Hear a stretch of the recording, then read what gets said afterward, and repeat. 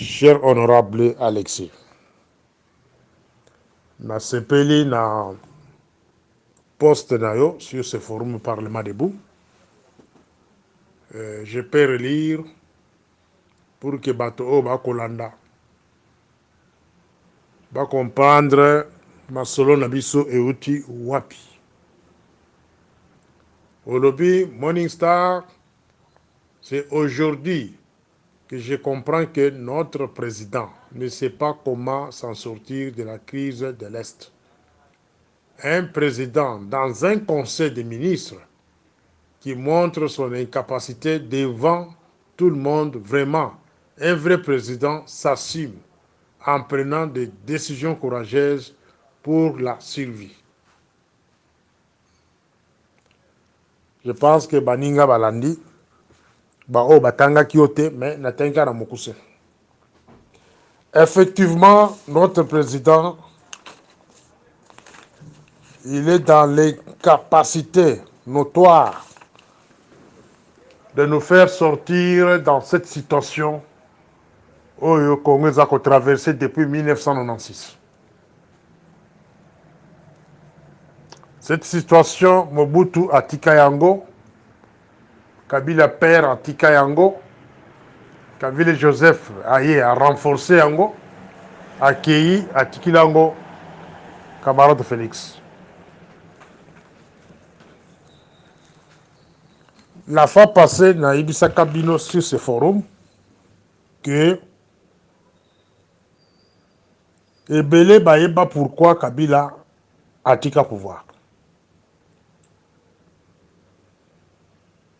Donc, la corrépétant le sous-souté, mais Kabila a Tika pouvoir parce qu'il ne voulait pas exécuter certains accords. Au Babini, accord d'Addis Abeba. Au Lelo, M23, Naba Ougandais, va forcer la main des camarades de Félix. Ouganda a forcé à côté de Makasi. Ouganda a Tikala Kozala invité na Congo à côté de Makasi. Camarade de Félix est témoin. Yemoko Ibiango. Les Rwandais aussi la même chose. Donc, cela veut dire accord au bas signa na Addis Abeba. Yango toko vivre lelo. Bango mo ba mettre en application par la force. Alors, camarade Félix, ce qui a kolanda audio oyo, il sera tué. Il sera tué comment? Nazali ko observer tâtonnement. Tâtonnement na quand ya bato oyo ya bengi ba collaborateur na ye. Bazali na ka tâtonnement. Bazali ba stratégie devant situation qu'on traverse. Quand je parle de tâtonnement, na ko sala allusion na ba photo oyo ezali ko circuler na ba réseaux sociaux, bazali ko lakisa ke on tue et les autres ferment la bouche. Maintenant je me pose la question, camarade de Félix na gouvernement na ye bazo ko lakisa musapi ba che munduki na mutu bakanyi mbanga, il fait allusion à qui? Il s'adresse à qui? Voilà, là, moi, je qualifie qu'il n'a pas de stratège autour de lui. Je vous ai parlé l'autre fois sur ce forum. J'ai eu le privilège de causer na baninga. Bazala ba service dans ma pays moussous. Et il nous avait informé à cette époque-là que non, Amérique, pays seulement Amérique, Azaïki moins à 4600 Américains à Rwanda à partir de 2018. Là, maintenant, ils sont en train de répondre, bateau va dans le groupe, ok, non, camarade de Félix va faire la guerre au Rwandais. Vous allez attaquer un pays qui héberge le nombre des Américains, les Juifs plus que bato ya mboka no moko. Ça, ce sont des preuves que je vous montre que à côté là quoi attaquer pays warati. Pas ça fait na makoki en côté. À côté là jamais quoi attaquer Rwanda parce que les Américains sont nombreux au Rwanda, résidents au Rwanda. Les Américains considèrent le Rwanda comme leur deuxième patrie. Que Kagame appelle ça bango. À côté là quoi attaquer Rwanda. Et tout ce que vous disiez pendant les élections, que non, il n'a pas même pas besoin d'envoyer les troupes au sol au Rwanda. Donc ça, c'est une façon de calmer la population. Il n'en a pas, il n'a pas ces moyens-là. Parce que l'Amérique, quand il a... Quelque part, les Américains sont basés 100 Américains. Bah, chacun un moyen de défense. Il y a Makassi pour protéger les ressortissants. Mais là-bas, je vous parle qu'il y a au-delà de 4600 Américains. En 2018. Mais les cause à combien? Résident au Rwanda. Mais camarade Félix vous dit qu'il va attaquer le Rwanda. Oubliez ça. Il va attaquer le Rwanda pendant que l'armée est dirigée par les pro-rwandais et les Rwandais. Bato bakosala recrutement ya sika awa na kati ya gaz républicain. Obed Obasira, il est parmi. C'est un ancien militaire du Rwanda. Mais il est au Congo, parmi les généraux. Et il va vous dire qu'il va attaquer les Rwandais. Et vous acceptez. À lui, le sous-souké, à quoi attaquer Rwanda. Mais instructeurs au bazar qu'on formé garde républicains sont les Israéliens. Les Israéliens baza et bien la carte Rwanda. Israël azali ko soutenir Rwanda. Israël aza ko soutenir Kenya. Tous les pays de l'élotique là c'est Israël. Mais Israël est avec Félix. Département cybercriminalité a tout créé. Ils ont confié dans les Israélites. Le Rwanda est avec les Américains. Les camarades de Félix passent dans les réseaux sociaux pour dire que non, ils vont attaquer les Rwandais. Et vous, les Congolais, vous acceptez ça. Et particulièrement les membres de l'UDPS. Donc, mes chers amis, na pesbino point wana kolakisa que non, aucun jour camarade Félix akotikala attaquer Israël et plutôt Rwanda, aucun jour akotikala kosala oyo bino bokozala asala, aucun jour. Erreur na ye yango wana. Je vous ai parlé ici que non, Kabila atika pouvoir wana parce que aboyaki ko exécuter bakor ezali sur la table. Aboyaki. Lelo oyo, guerre oyo kosila bongo te. Et kosila bongo te. Si moi j'étais parmi ces conseillers, j'allais commencer à camarade de Félix, j'allais le conseiller de mettre fin à bakor nyonso. Auto-signant depuis 1997. En commençant par la FDL. Les peuples sud-africains, c'est libéré par Momoko.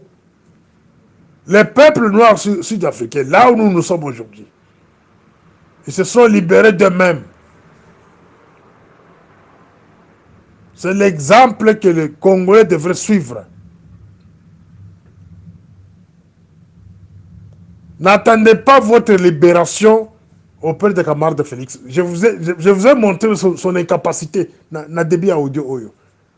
A kotikala jamais comme ça la guerre na Rwanda aussi longtemps que yena ba Rwandais na ba Ougandais bazana même dénominateur commun qui est l'Amérique. Bazali na ba superviseur, mutazo ko superviseur politique Amérique sur le terrain c'est l'Israël. Na bana na pembeni. Bana na banani ba Rwandais na ba Ougandais. Si camarade Félix était entouré de Russes, des Chinois ou des Africains, bah, on allait lui donner quand même un certain crédit. Dans Makamwa Kolobasi la défense. Mais vous allez remarquer que son pouvoir, c'est l'Amérique. Les cabinets parallèles composés par les Nélotiques, les Ruberwa, les Bizima, les Garambe, supervisés par sa propre femme, c'est l'Amérique. Bon, mon a début à mandat, Mike Hammer. Azo kolata uniforme ya liputa. Azo lata liputa moi sinai. Mike Hammer, c'est un message diplomatique. Ako pesa da ba toto be ba bololé, ba brouette. Comment un ambassadeur d'un pays étranger va porter même pagne avec moi ça Mokonzi Mboka. Message na ako pesa bino. Mike Hammer, ancien ambassadeur américain, avant qu'on l'a qui sa place ou que non. Voilà. Voilà ma source d'information. Voilà ma tout biso tout ticket la carte pouvoir. Même si demain na KI yewana zawana. De ba soutien à madame Nyakero Bangwana. Au niveau des États-Unis. Donc, dans la kisbino que l'Amérique est avec camarade Félix. Tant que l'Amérique est avec camarade Félix, n'espérez rien de la guerre de l'Est. N'espérez rien. Écoutez la consilaté. Donc, par exemple, mon souci, c'est vraiment eux qui déranger mon souci, surtout ma brouette. Et je vais demander aux brouettes de ne pas suivre ce pseudo. Parce que ça va vous choquer. Camarade Félix a fait plus de 100 voyages au premier mandat. On a vérifié, on a tiré la place pour le rapport des services où il y a l'archive. Il y a que le président na date boazaki d'Angola, à Salakibo, rapport de l'archive. Na date boazaki na Pologne. Mission à Kendala qui connaît les économie, ezaki boy, ba combien tika na carte archive. Na date asuka azaki na Afrique du Sud, ayela ki makambuya sécurité. Ba komi boy, ba chao na carte archive ba che. Même si le béza sous-présenté, le président qui viendra là pour se servir de rapport wana. Et je vous pose la question, est-ce que le rapport en Négana Ezali, na Congo, sur le voyage du chef de l'État? Bozali Nangote. C'est pour vous montrer que non, tout ce que vous êtes en train de faire, mes chers amis, fanatisme na bino, et comme ça biso na liwa, toko disparaître biso nyonso. Les touti ne loti ko bazala kati mboka wana, o bakangi déjà armés. Bakangi ANR, bakangi DGM, bakangi partout. Mission na bango c'est de vous faire disparaître tous. Beaucoup avec l'appui de l'Amérique. Alors, maintenant, je vais aller très vite dans la proposition. Dans le début à audio, on a vu que non, les peuples sud-africains se libérer qui bango moko. Malgré Babouma Bango, mais ils se sont libérés d'eux-mêmes. Pour que le monde vous respecte, les Congolais, bolon la carte distraction. Bolon la carte idolâtrie. Pour que le monde vous respecte. Pour que d'autres pays d'Afrique va respecter Bino, quitter cette distraction-là. Comment les pays comme l'Afrique du Sud, l'Angola et consorts, qui appuient un peuple comme Congolais, un criminel, Hitler Adolphe, il y a 21e siècle, Kagame, Aïna Congo, vous, les gens de l'île de Pes, Botelemi, Boyimbeleke, Yonani, Oboya Kagame. Bon, ne répétez plus ces bêtises-là. Il y a mon camarade Félix Assa le Bélango que non, tu peux répéter ma bêtise à l'obité, ma erreur à l'obité. Mais en tout cas, qu'on répète bêtise, mon sous. Anoma Kabouya, comme informateur. Moutou a salé que il dépasse Koufa. Moutou a salé que dans chaque fédération, il y a 3, 4, 5 fédérations. Des moutons qui confiés mission informateur. Na compte un dossier après. Parce que j'ai d'autres éléments que je vais ajouter là-bas. Pour libérer, s'en sortir dans cette situation. Boyo Kagasko bien personne. Dans Ibisabino qui est camarade de Félix, c'est par le chemin au Congo, Congo et Congo la libérer les lots. Tout comme Congo peut Kozala et Congo disparaître après. Donc Azan a double rôle à jouer dans Bokwana. Par lui, le Congo peut être sauvé définitivement, ou soit par lui, le Congo peut disparaître. Je vais m'expliquer. Le Congo peut disparaître dans Dengenini. Le fait de laisser sa femme diriger les services de sécurité avec ses frères, cousins, Congo va disparaître. Les gens vont dire que Moutoua a un problème privé dans moi, ça me cause bien. Non. Moi, j'observe Félix, je l'observe avec sa femme et ses frères. C'est sa mission auprès de lui. Comment il travaille. Depuis qu'on l'a élu au deuxième mandat, Moussala n'a pas vendu qui me pendant des jours dans Kolobate. J'observe sa femme, j'observe sa famille. Congo est qu'au disparaître. Ce qui vient de Congo, le moi, c'est Félix Azako dirigé par service. Sur 4 responsables principaux, il y a un air. Je m'excuse. Sa femme a au moins 3 personnes. Bah, oh, il y a beaucoup à Pointa Misapi. Bah, nommé aussi des ordonnances loi. Bon, bah, ça quel rapport. La demi-app, je n'ai pas encore des informations, mais j'aurai des informations bientôt. La deuxième, c'est son propre cousin Zawana.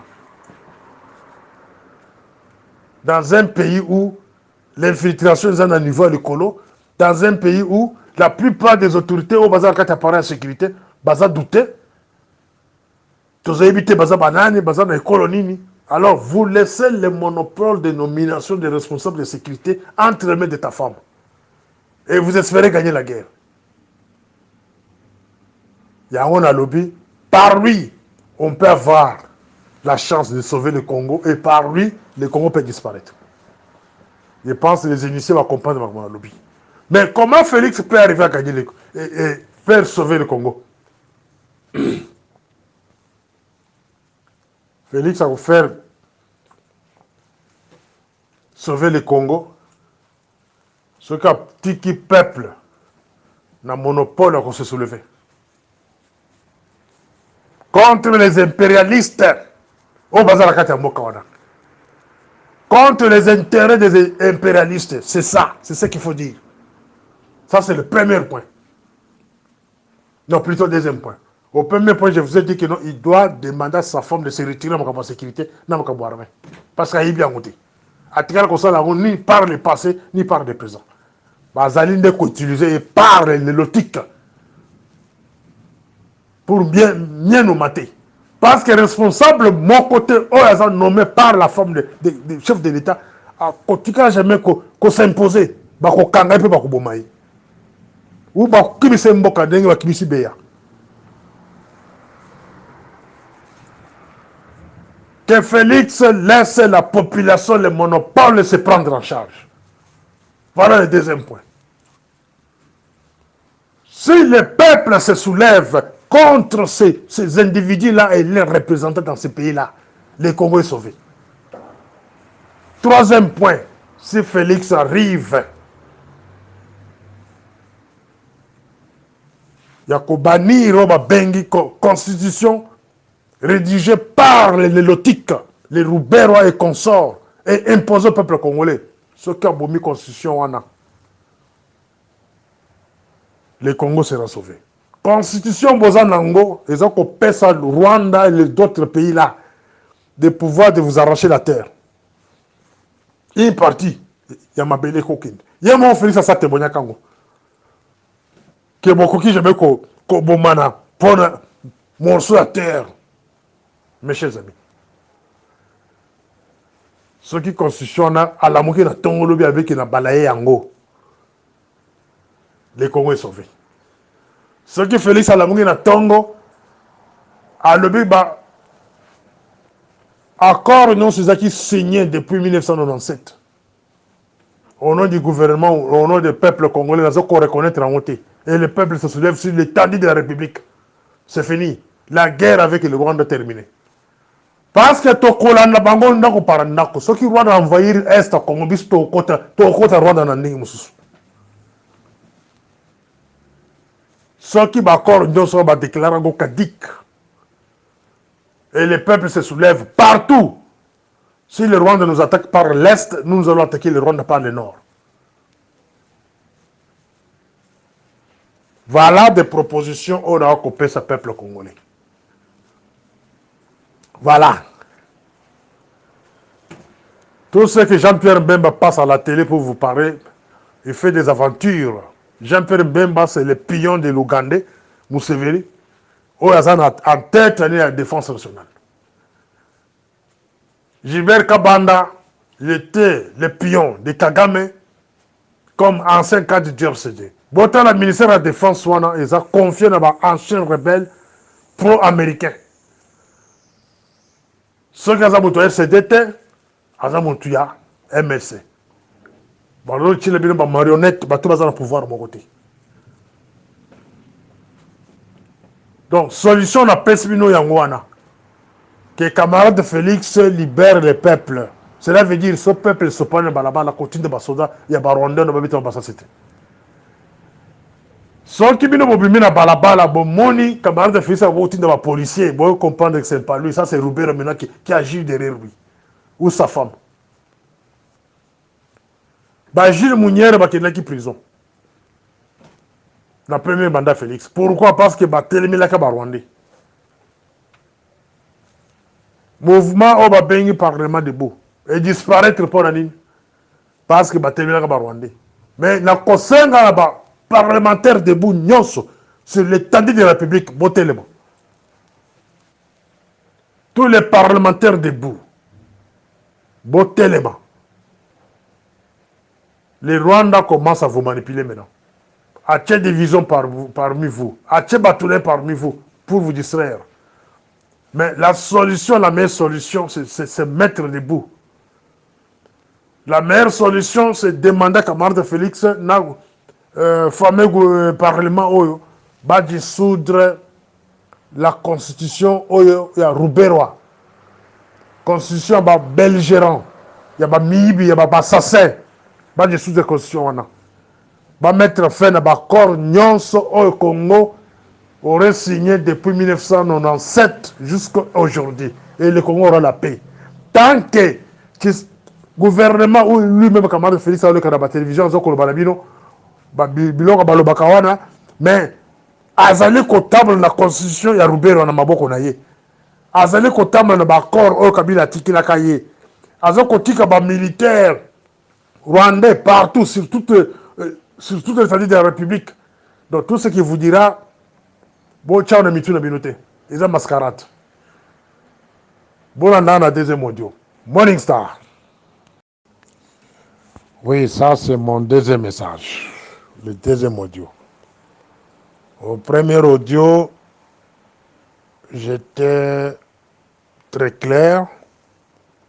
Il y a quoi qui sabino que non. Suite, il y a tâtonnement. Donc, entourage ya camarade de Félix, bakomi ko tâtonner. Naye moko azali ko tâtonner devant les Américains. Ba Américains balingaka mutu ndenge wana te, surtout ceux bakofie ba mission. Donc, suite à ba tâtonnement wana et comme na liwa, il sera tué. Ça, je m'adresse na batunaye, ba service naye. Na ba fanatique na ye. Tâtonnement on a bandi lelo. Il y a tout moni ba un petit groupe de gens qui est l'ambassade des États-Unis, ba tout mis drapeau aux États-Unis. Morning Star a bengango tâtonnement, manque de stratégie. Amérique batiaki musapinali sous modèle wanati. Amérique balukila kaye une autre force puissante comme yé. La force qui s'est égalée d'Amérique, c'est la Russie et la Chine. Un point trait. Mais ceux qui n'en ont préparé base arrière d'ailleurs, cher camarade Félix. La stratège n'a pas entouré yo, bazo commenter la stratégie, ya bana mike, ya ba soulard. On a stratégie ba Vidi Chimanga. La stratégie ya ba Pascal Mukuna évêque. La stratégie ya ba John Chibango, na ba Serge Chibango. Ba vendre un petit groupe, ba ko benda mo mulangi. Ba lui que non, totinda ba ton ambassade des États-Unis. Donc encadrer bango, peut-être maintenant qui sont des petits militaires. Bah qui kaka ba moko ba encadrer ango ba lui que non voilà. Donc que tu drapeau devant l'ambassade des États-Unis. Mais keba ceux qui ont mis en scène yomoko ozo bon c'est déjà se bêtir na yomoko. Ba américain ba sakana ba wote. Na landaki message mosusu sur WhatsApp.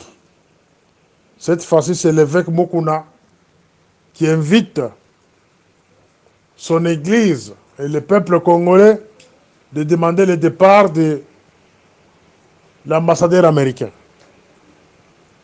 Cher évêque, Tanga Bible, Teya parole, Teya évangile. Ma politique est alliotée. Ils ont un niveau naoté. Un ambassadeur, pour chasser un ambassadeur dans un pays, c'est le gouvernement, c'est une décision où tu as un gouvernement. Tout ce que moi je vais demander, yo évêque, en tant qu'évêque, si réellement vous avez battu Manayo, commencez d'abord par faire une marche, une pression sur notre camarade à supprimer d'abord la constitution au Bokutaki, rédigée par les Rwandais, rédigée par les criminels de guerre. Au bazar, les lots entourés camarade de Félix. Ça, c'est m'adresse à camarade, à l'évêque Mukuna, Pascal. Il pense que Odio Kobela. Commencez d'abord par demander au camarade de Félix de supprimer la constitution. Lui demander aussi de mettre fin à l'accord Nyonso. Il y a depuis 1997, il y a AFDEL, il y a RCD, il y a CNDP, il y a M23. L'accord Nyonso, on a ceux qui Tchango, Angers, le Congo sera libre. Demandez aussi à tes militants et au peuple congolais, ceux qui vont kokoka, que ça la face là-bas, intérêt à bâton dans Mboka wana. Parce que pays le corps Afrique du Sud, ceux qui vont remarquer que pays X, dès qu'ils ont la base, il y a misère, il y a un peuple noir en Mboka oyo. Ndako na yo, bakotumba yango. Ça, je donne l'exemple au Sud-Africain. Hein. Ceux qui sont noirs en Mboko, yo, aux hommes paya, aux hommes général dans l'armée na bango, et puis aux hommes parmi, bateau bazo ko influencer mal. Il y a qui non, ba avancer te bana na bango ba mona vite, ba ko tumbela yo na kati ndako. Les militaires et les civils, ba koya na tongo ba tumbelo na ndako. Histoire non pas sur. Et puis on n'a jamais soi-disant puissance internationale et terminé bango. Non, c'est leur pays, ils défendent leur terre. Mais vous les Congolais, bateau basa la cabine mabe bo benga ba preso. Bateau basa les que boza ba réfugiés par-ci par-là. Ne bozo kotosa. Roubero il vous a fait tuer 15 millions, mais je le vois chez maman Olangi là-bas. Mais il y a les individus de brouettes qu'on a pas télé maboko. Soyez maudits. Un type comme celui-là, Bizimakara, azo vendre un hôtel, Rotana, $500 par jour, payé par qui? Ministère de la Défense. Et ministère, il y a finance. Sur ordre de qui? Devinez. Alors, si vous voulez la libération de ce pays-là, Mukuna, évêque Mukuna, Nabatunayo, commence à faire des pressions sur camarade de Félix, à mettre fin à l'accord nyonso à côté de la table naïe. À ignorer Ango devant les Américains, Toyibi Bakor Wanati. Accord au nyonso zoko pesa Rwanda. Pouvoir, il y a continué à agent à renseignement. Il y a coopéré dans le Congo sur l'étendue de la République. Signé par Raymond Chibanda, mon frère Luba, toujours. Na Katia Rwanda devant, au Basanjo. Bakor en effet Koufa. Accord signé na Addis Abeba. Oyezoko Pesa, M23, les pouvoirs. Il y a qu'on dirigeait Est Mouvimba jusqu'à l'Ouest. Accord en effet Koufa. Accord en Nyons Mokena signé na Cameroun, na Kenya. Botikala ko dévoiler en Guatemala. Mais bis to zada yango. Toko publier en karaté. Accord en effet Koufa. Voilà. Ceux qui bakor en est Koufi, donc on peut se confiance, on peut vous appuyer. Mais tant que bakor en a existé, tant que Utiki Congo na kati ya EAC, na East Africa Community, bloc ya banélotique, au côté du Congo, kuna sans consentement ba Congolais, sans consentement ya Sénat ou le Parlement. Tant que nous sommes dans les AEC, tozana kati ya batuana, alors non so kolobana biso tobo yango. Ils ont la sincérité mon côté. EAC, c'est une organisation de criminels. Est-ce que Serge Chibango, votre conseiller principal, a quitté la côte Sabiso, na Claude de Barangi. Baja ya Amer, Zita. Ce va Congolais va rater. Bato va collaborer dans Amer Bangwana. Ancien ambassadeur américain. Donc, le problème du Congo se trouve à ce niveau-là. Ce sont les accords. Et donc, comme ça, que le Congo existait. Ceux qui, camarade Félix, a eu courage à lui dire que non, je vais mourir comme Lumumba. Parce que lui-même avait dit qu'il va mourir pour qu'il y ait la paix. Alors, c'est le moment de prendre l'occasion. Tu es au-delà de 60 ans. Même si on coupe les lots, pour le Congo, c'est très bien. Lumumba est mort à l'âge de 35 ans. Mais si on coupe dans 60 ans, c'est déjà beaucoup. Ça ne pose pas aucun problème. Tellement, c'est tout ce qu'on vous demande. Et le service de sécurité, pour contrôler, pour monter la stratégie à l'Okuta. La stratégie, c'est que tu as un problème. Donc, c'est un service de sécurité pour monter la fausse stratégie. Permet la camarade Félix. Parce que Bakobomaï, s'il continue ainsi, on va les tuer. Les Américains vont s'en rater. Ils vont s'en rappeler blague dans la tête. Si on va remarquer que non, yo, aux Aliwana pour la Kosala, Maseki. Maseki est un petit groupe de gens devant l'ambassade des États-Unis. Bamoni yo moko na conseil des ministres. Au métier yo moko de Vorvé na moto Kanyimbanga. Mbanga ngo ba utozo kangoza banani. Sont tes amis, non? Américains. Moto Kangisa na photo ba bengi Joe Biden, président américain. C'est celui-là qui est à la base. Son chef Bill Clinton. Bah on est basé à la base à tuer les Congolais. Ce sont eux qui sont à la base. Bah c'est un monde entier va vendre. Ce sont eux qui contrôlent les médias du monde. Botale Nakan. Ils ont demandé à tout le monde de ne pas montrer les images des Congolais. Ce sont tes amis. Lokela Bango, rival, Poutine ne peut pas te donner le crédit aussi longtemps qu'Ozana Batouana, Azon comme on a un cabinet en parallèle. Ce sont les gens des Américains qui vous entourent. Poutine de la Russie, à côté de la copie sans confiance. La Chine également. Ils vont venir au Congo seulement pour piller comme tout le monde. Parce que, il y a un président de la République. Aux gens sérieux dans ma décision. Si vous voulez que va sauver le peuple congolais sauver, vous voulez que le peuple congolais va lingayo, commencez d'abord par déchirer la constitution devant le peuple. Vous voyez que Toboye Yango.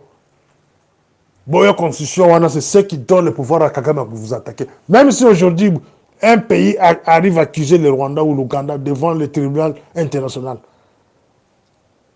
Mais la constitution, devant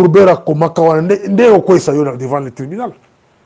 Parce que vous avez accepté que le Congo peut faire abandon d'une partie de sa souveraineté. C'est l'article 217. Vous avez accepté que le Congo peut faire abandon. Mais une telle constitution, l'IDPS au pouvoir, c'est là que je trouve notre trahison. En 2004-2005, Tokyo un référendum, était ce que dit votre père avait demandé au peuple congolais de ne pas voter, de ne pas aller au référendum. Parce qu'il disait que la constitution au Boka un référendum, ils ont un aspect, il y a Kabula Mapele, il y a fait disparaître le Congo. Mais vous, les fils de Tshisekedi, vous êtes au pouvoir. Vous prenez cette constitution-là comme un modèle, mes chers présidents. Elengi ya Bokonzi, na famille na yo. Constitution, ils ont côté Kababele. Il y a moins 51 articles dans la constitution, ils ont concédé Congo dans ma paille. Si réellement, Makamoko Banokosala Lelo, il y a Komicha Yomunduki na Motu, au Kanyimbanga. Ceux qui sont sincères, aux autres ça pour le peuple congolais, commencez d'abord par mettre la constitution là dehors. Mbata, prof Mbata, aux autres parmi bateau, bah ça la constitution wana. Tu as des comptes à rendre au peuple congolais. Professeur Mbata. 51 articles dans la constitution, ils ont côté Kamboka. Et les députés soi-disant Bovandanier, il faut commencer par la constitution. C'est ce qui donne la force à Robert même de rester à ces pays-là. C'est ça qui donne la force à Garambe, à tous les néolotiques de rester dans ces pays-là et se préparer comment vous faire disparaître. Chers amis, la lobby Minga, en résumé, solution, il y a qu'au sauver Mboka Nezaka Kamboko. Dernier mot, camarade Félix Akaboko Landabiso, je ne sais pas si par fantaisie, ou bien par hypocrisie, ou bien en solo, à région du peuple congolais, alors qu'il nous laisse la liberté de se soulever. Contre les intérêts des impérialistes, contre les impérialistes dans ces pays-là, par les soulèvements comme en 1998, et le Congo là sera libre. Allons, on a biso na kati ya EAC. Voilà de ton côté la sincérité, camarade Félix, qui nous retire dans cette histoire-là. Aujourd'hui, les pays de EAC, Tindi, armée na bango banélotique, kiko kanga Est à Congo, pour appuyer la rébellion. Où est la zone tampon, camarade Félix? Zone tampon décidée na kati ya Angola, ezali wapi? Zone tampon est comme inexistant na niveau ya Est. Il y a un sengi bakoro ne se fait koufa. Lobby au concédé Goma. Et vous verrez une autre force, soi-disant force à Sadek ou bien force à Batona, Baventure, Baké au vol d'aéroport. Non, non. Nous avons récupéré ça. Ce n'est plus entre les mains de quoi? Du M23. Même chose avec Bonangana. Bon, quand si peuple congolais que nous, c'est la zone tampon. Aujourd'hui, désormais, ce sont les militaires. Il y a East Community, qui nous vont à. Mais les autres hommes, c'est lui qui dirige là-bas. Mes chers amis. Tout ça, c'est pour nous distraire. Images sont les canacats et les réseaux sociaux. Il y a des ministres c'est pour vous distraire. La vie de Goma va tomber. Ça, je m'adresse aux gens de Goma. La vie de Goma finira toujours par tomber. Bakotia pause, bakosala semblant, observer bino. Et bako surprendre bino. Ils peuvent même laisser la ville de Goma, mais ils vont tomber dans la ville de Moussous. Ils vont canate. Ils tout l'union ça va comprendre que tomber. Qui s'engagent partout. C'est dans l'accord. Ils ont un accord. Alors tout ce qu'on peut faire aujourd'hui, c'est faire la pression sur le camarade de Félix. Qu'ils mettent fin à l'accord. Ceux qui l'accord, on les a toujours en vigueur. Constitution, il y a Belgéra en vigueur. Ministère de la Défense confié par une nation rebelle pour Museveni. Donc, tout ce que camarade de Félix vous dira, non, c'est des mensonges. Mascarade, une façon de saccagner l'esprit de Bino. Et ceux qui ont monnaie qui comme il passe, à disparaître les moko. Et moko n'a aucun. Mais le message que moi je veux lancer au camarade de Félix. Tu as observé le premier mandat. Concentration dans le Mobimba, qui na Est. On dirait que le programme Nayo, il y a co-dirigé Mboka en attendant au serment dans le 24 janvier 2019. C'était le problème de l'Est. Se concentrer dans l'Est, cela veut dire une partie de. Il y a Mboka. Au Tikan Mboka Bapaya, il y a rebelle. Une partie. Il y a Mboka, il y a armée étrangère. Ça, c'était le premier mandat. Et puis au deuxième mandat, nous voyons des menaces. Maintenant, il y a Kobote, la grande ville. Ceux qui le connaissent, Salami, répété, et le pendant plusieurs fois dans audio nanga. S'il arrive que le Congo est commis déchiré à partir de vous, au quotidien, là, jamais que vous allez pardonner. Yo, famille non mobimba, ni na Congo, ni en dehors du Congo, même dans le monde à venir. Vous amenez mis sur Kolimbi sauté. Quand tu as la confiance au peuple congolais à Pessayo, population, oh, papa no Tika, vous avez profité de cette population dans Ninga Mabé. On profite de la population en été. Population malgré Makaboko Sala, façon à Zokbote Rotomabel, mais Bako Landayo, Talana Goma pendant les élections, les gens étaient toujours derrière vous. Confiance va PSIO. Mais ceux qui ont coquille dans le niveau, il y a que dissoudre constitution Oyo et celle qui est partie Est et Kinde. Au coquille qu'on suspendre ma corte, cela veut dire vous êtes du nombre naba américain. Vous êtes du nombre naba israélite. Vous êtes du nombre naba rwandais, naba ougandais. Burundi, Tanzanie, Kenya, vous êtes des nombres de Batouana. Vous ne serez pas pardonné. Même si vous quittez le pays, et si vous n'avez pas famille n'a la même chose. Fongolasko matono yoka Morning Star. Nazo kosenga na yo buma bakor nyonso noko. Ignorer yango. Parce que kolba kezo muto signeka ngote. Commence par l'ignorer. Le bako yibi ngote. Et laisse le peuple congolais sortir dans la rue, s'occuper de ces gens-là. Et vous verrez tous ces soi-disant grandes puissances, qui peut son respect. Et vous verrez les Congolais, et vous serez un président libre pour les Congolais. Voilà, voilà la troisième audio. Morning Star.